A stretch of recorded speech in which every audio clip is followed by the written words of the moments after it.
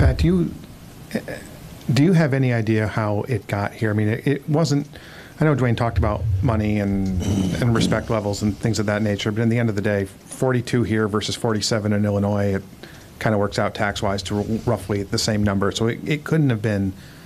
It couldn't have been just money. It couldn't have been just one thing. Do you know what the ultimate deciding factor was?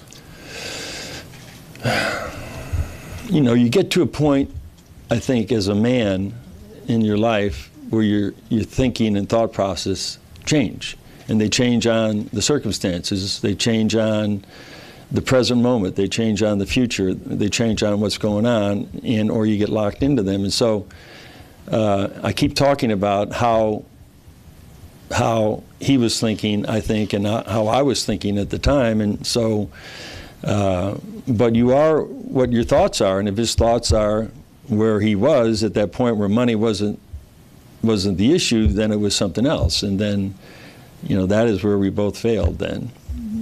You know, this was not about money. This was about something else. And I more than he, because, you know, he's the asset. He's the star. He's the face of the franchise. I should have tried to done everything that I could have verbally in trying to change his mindset to mine, or a big picture, or a better picture, or one that I thought would help him, and also would give him two things: would help him end his career, and also get him, I think, financially the money that he needed and wanted. When Dwayne decided to go, how much did it kind of change, or in what ways did it change the vision you guys have for building out the rest of the team moving forward? Well, let's look at it from a reality standpoint. If we didn't do anything, and we just decided to sign everybody back and not do anything, and just sign Hassan and Dwayne, and we'd have Goran and Dwayne, and we'd have Hassan.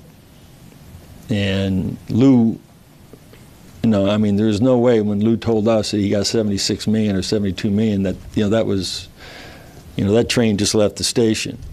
And when Joe got $22 million, you know, that train left the station. And so if we did nothing and just signed, then that's what we would have this year, plus our young guys.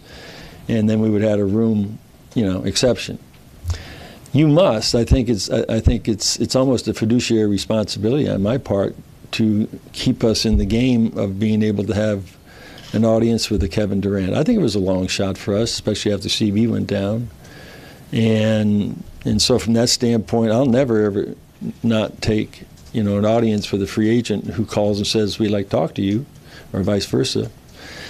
And I think so when you're in that position, you have to do it. That didn't slow us down, but, you know, from the standpoint of, you know, where we are, you know, as a team, I feel good about, you know, what happened, you know, after the aftermath of Dwayne leaving.